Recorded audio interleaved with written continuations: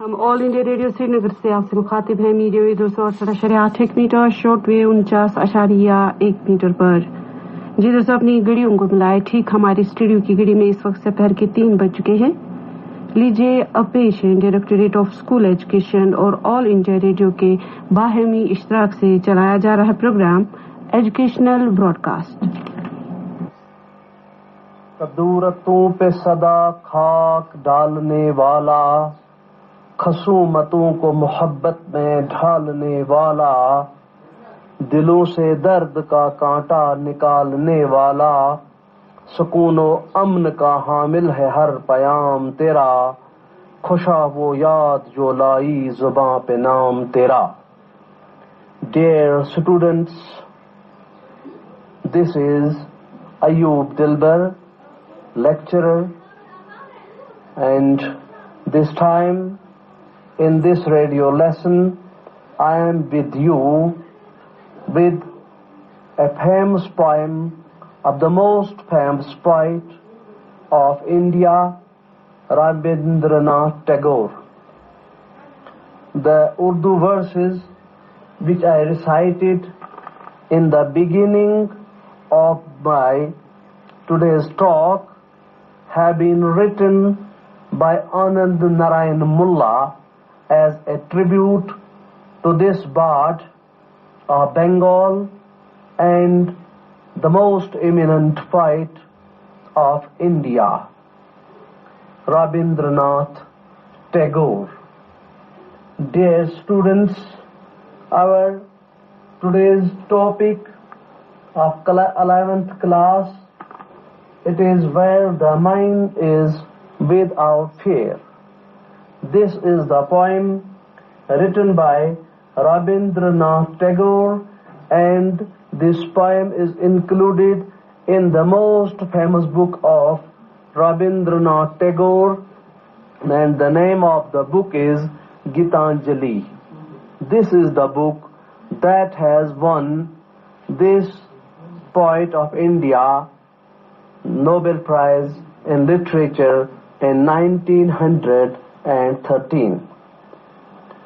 Before proceeding to the poem, let us try to know who Rabindranath Tagore was. Rabindranath Tagore, he was a gifted Indian poet and philosopher, was born in Bengal in 1861. He is the first Indian to have been honored with the Nobel Prize in Literature in 1913. Tagore tried to deepen the mutual understandings between the Indian and the Western cultures. Tagore wrote primarily in Bengali, but interestingly, he himself translated many of his literary works in English. With the publication of Gitanjali, Tagore's fame spread worldwide. His writings are highly imagistic, deeply spiritual, and imbued with his love of nature and his homeland. Tagore was a very great poet in the sense that he was, before this Nobel Prize, he was honored with the knighthood, and he was called Sir Rabindranath Tagore. But in 1919, when there was the massacre of Jallianwala Bagh, Tagore renounced his knighthood, and this raised his status high among the Indians of that time. Tagore is considered to be one of the muses. He was as good a poet, as good a philosopher, as good a painter, as good a musician, and as good a composer, and as good a poet. So, this is what we know about Tagore. If you go to your textbook, or if you search here and there in your mobiles, and if you go to Google, you will find more information about Tagore. Here I am bound to give you little information about the author, because we are to discuss his poem, Where the Mind is Without Fear. Now, as far as this poem is concerned, I request you to go to page number 84, chapter 9 of your textbook, and open the book. I will be reading this poem for you. Okay, I suppose that you might have gone to the book and opened it on page number 84.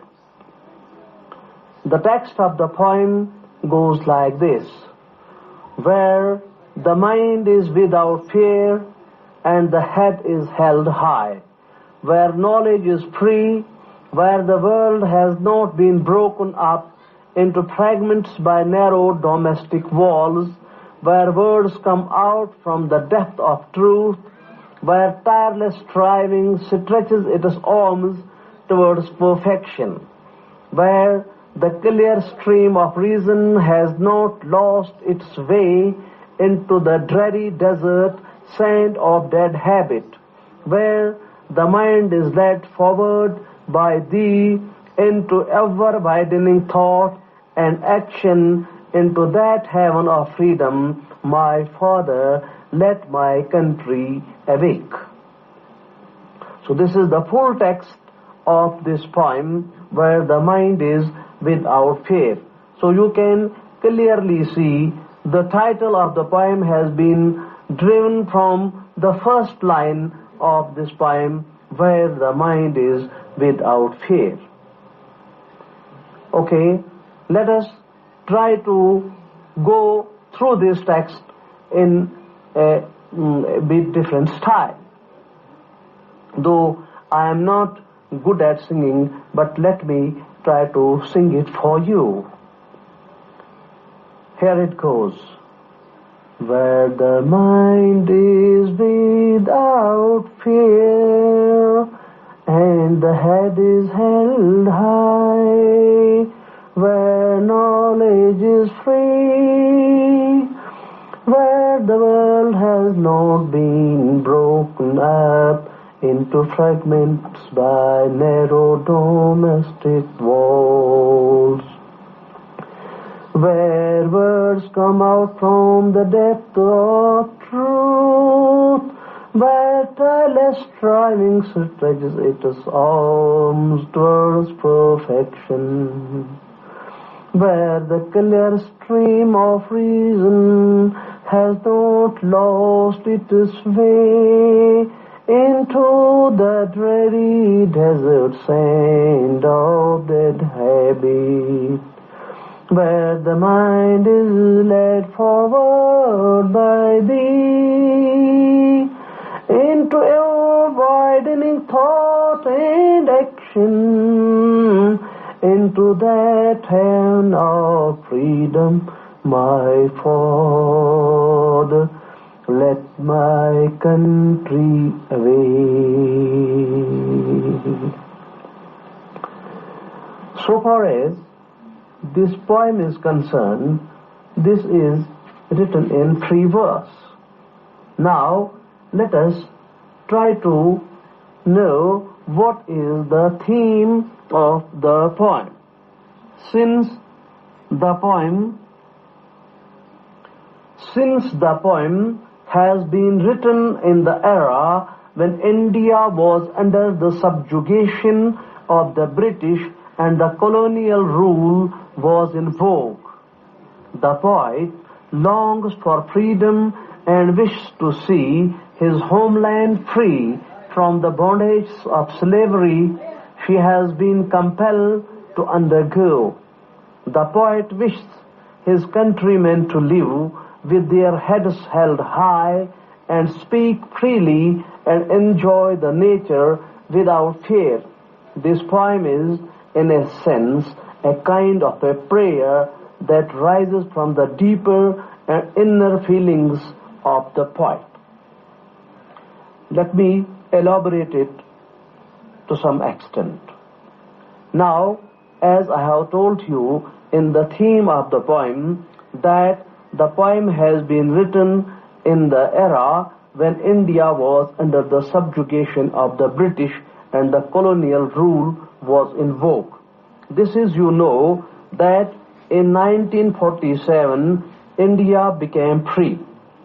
Till then it was under the illegal occupation of the Britishers, and the Britishers had subjugated the whole country and it was under the clutches of the Britishers. And Britishers, they did every kind of torture and every kind of atrocity what they had, what they could think of, and they only thought to make Indians as slaves.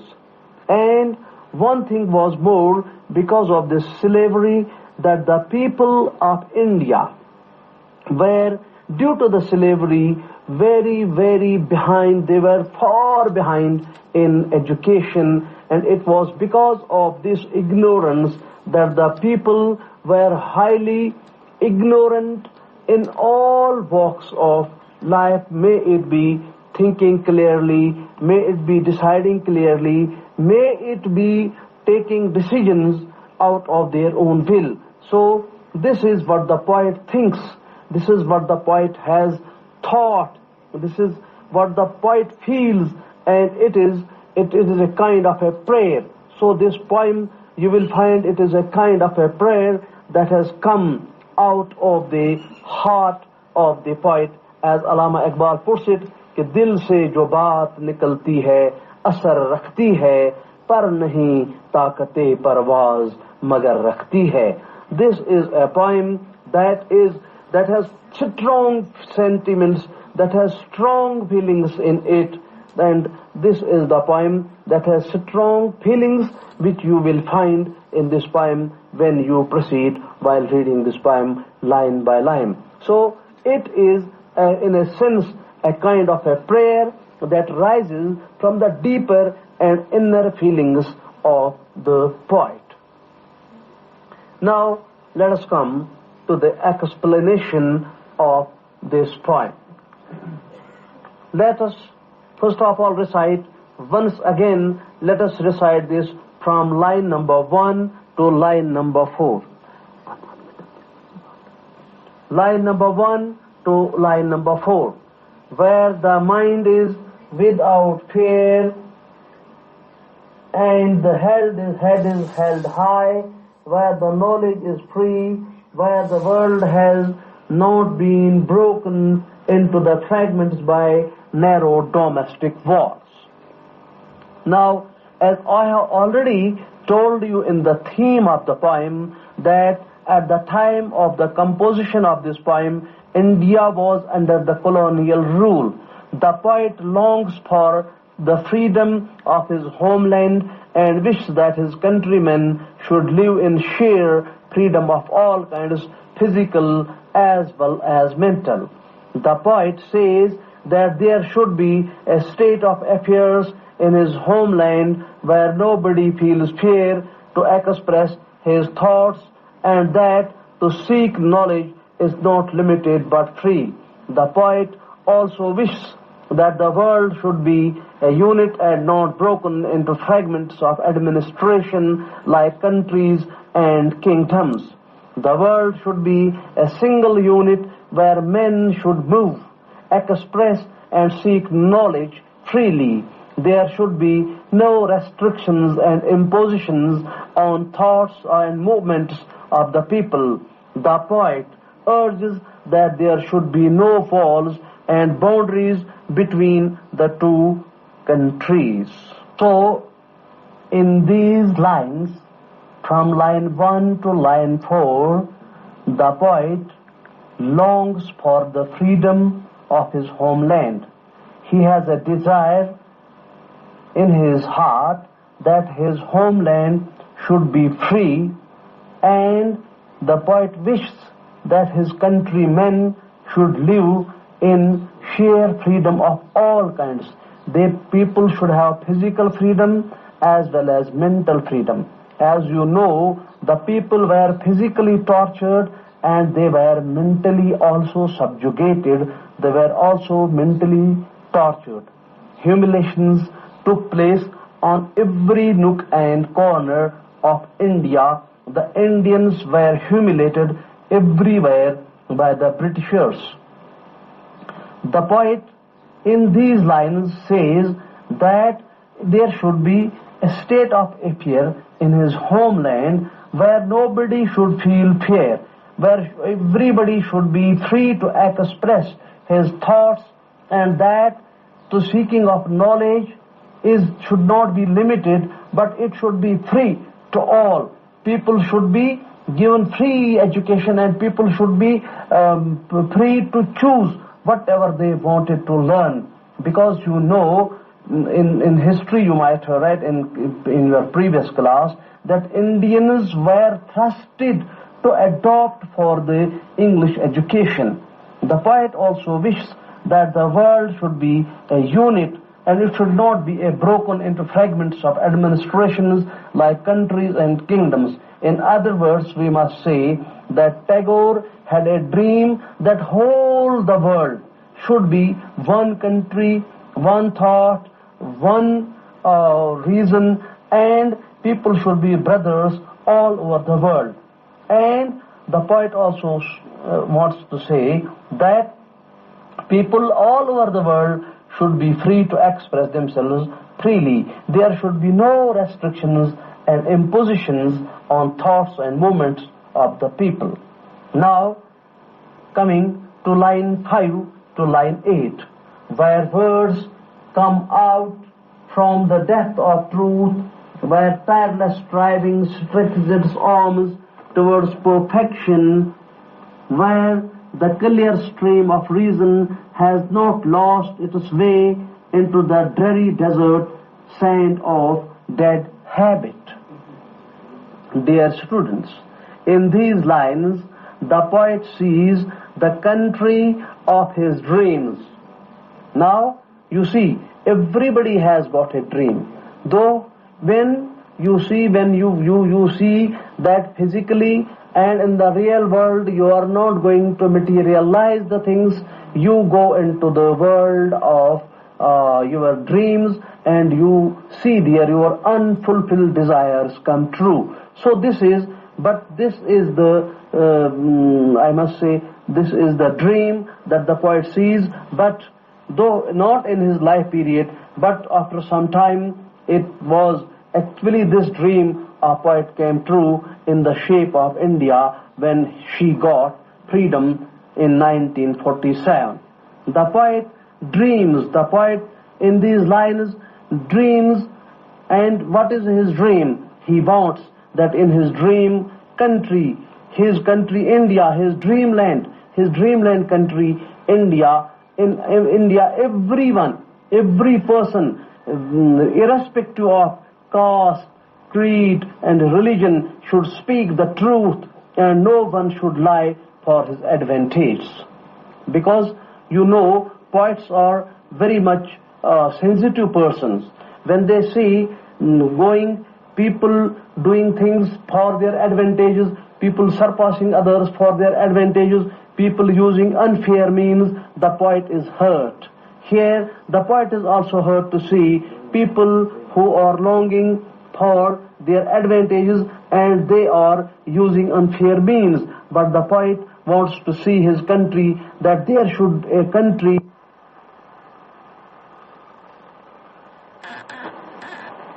one should lie for his advantage. The poet wants his countrymen to keep on improving themselves till they attain perfection. Because, dear children, nobody is perfect in this world. But to attain perfection, you have to strive hard. You have to keep on improving yourself. The stream of reason seems to the poet to have lost in the sands of habit. Now you see, the sand has a characteristic of absorbing water. absorbing streams. If you flow streams, even rivers into the deserts, they will get absorbed into the sand. Same is the case with the reason, that it has got absorbed into the dreary habit, into the dead habits. And it seems that the people have lost their reason and into the sense of habit. The poet also wishes that reason should be an unsullied stream of water. It should be an unsullied stream of water through which one can wade, and wade means to walk into water, through which one should wade and progress without facing much obstacles.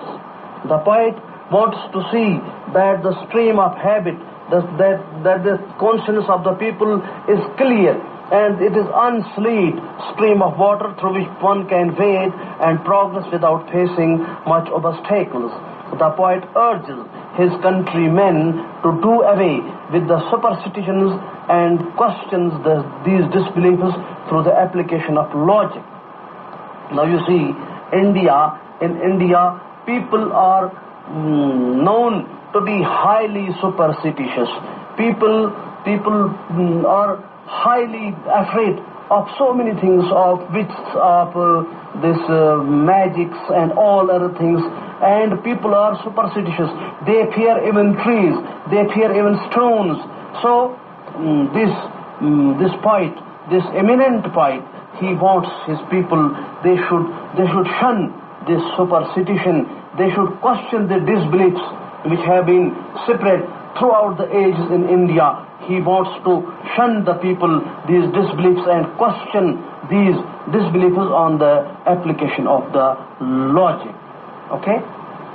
Now, let us move to line number 9 to 11. This is a poem of 11 lines, and these 3 lines are the last 3 lines in this poem. Where the mind is led forward by thee into ever-widening thought and action, into that heaven of freedom, my Father, let my country awake. Now, here in these lines, the poet seems to be speaking directly to God. He wants the God to lead his countrymen towards a state of affair where the horizon of thoughts and action is broadened. The poet thinks that if the God leads his countrymen, they would transform India into a heaven where all the people would be free in the real sense. So, in the last 3 lines, the poet has a deep concern, and the poet is deeply motivated, has deeply motivated himself towards the God, and he deeply submits to the God, and he urges the God. And what does he urge to the God? He urges to the God that he should bestow his countrymen towards the state of affair where the horizon of thought and action is broadened. The poet has a strong belief that if the God leads his countrymen, that the world, they would transform India into a heaven where all the people would be free in real sense. So this is what I think it is the real explanation of this poem. This was, to some extent, I must say, the simple paraphrasing, which I have tried my level best to explain to you. Now, let us come to the discussion 1, that there are some expressions from the poem, and what do they suggest? The first of all, the head is held high. The head is held high. What does it suggest? It suggests that people live with dignity and self-respect. Now, the world has not been broken up into fragments. The poet wants to suggest over here that this suggests that the human society is not divided into groups, where tireless striving stretches its arms towards perfection. People make continuous effort. It suggests that people make continuous effort to achieve perfection in all walks of life. Now, this expression, the clear stream of reason, has not lost its way into the dreary desert sand of the habit. It suggests that conservatism, which may make people unprogressive and directionless, as in a fearful desert, does not destroy reason. This is the next expression, the mind is led forward by thee into ever-widening thought and action. The action and thought are guided by God. So these were the expressions, and I have given you the suggested meanings of these expressions. Now let us try to see some questions may be asked in the examinations. Let us see what kinds of questions are expected. Now, first question, it is what kind of freedom does Tagore envisage for his country? You think over it. Okay. Tagore envisages a freedom where people are not divided into groups. He wishes his people free from hatred and prejudice. The poet wishes his countrymen to get perfection in each and every sphere of life. He also wishes that his people are keen to unite and serve humanity. Next question may go like this. What harm can be caused by blind faith? How can we get rid of blind faith? The belief in outdated customs, traditions, and sacrifices. This is what India is believing yet. The belief in outdated customs, traditions, and sacrifices, killing of animals and humans upon goddesses amounts to blind faith. This can lead to destruction and slavery. It is also a main hurdle in the way of progress and development. It creates hatred and enmity. It divides society into groups and threatens unity. The blind faith can be eradicated by educating our society at large. What does the people imply by narrow domestic walls? By narrow domestic walls, the poet implies the unwanted sentiments of pseudo-patriotic views which compel a person to hate the people of other political division or country, as we see through the poem that the occupiers hated the occupied. The next question goes like this. What evil can be perpetrated by these walls? The evil of hate, destruction, and desolation can be perpetrated by these walls. Next question may go like this. How can people, according to the poet, achieve perfection? The people can achieve perfection by way of good and clear reason and logical approaches. The education can be the most viable tool in this behalf. Now, how does the poet contrast reason and dead habit? The poet regards the reason as a thought and action having clear vision in mind for progress and prosperity. The poet regards the dead habit as an unprogressive thought. Now, what does the poet use the expression dreary desert stand? Why does the poet use the expression dreary desert sand? The poet uses this expression to express conversation which may make people dull, directionless, and unprogressive, as in through fearful desert. Now, let us see what kind of a poetic technique has been used by the poem over here. The poet has used imagery in this. Imagery, what is an imagery? It refers to words or phrases that appeal to our senses or which create a picture in our mind. Imagery in poetry can be of various kinds. Psychologists identify 5 kinds of mental images, those of sight, sound, taste, smell, touch, etc. So, dear students, I think that you must make improvement by going through this poem once for all. Till then, goodbye, take care, Allah निगहबान। आप समाप्त कर रहे थे programme educational broadcast.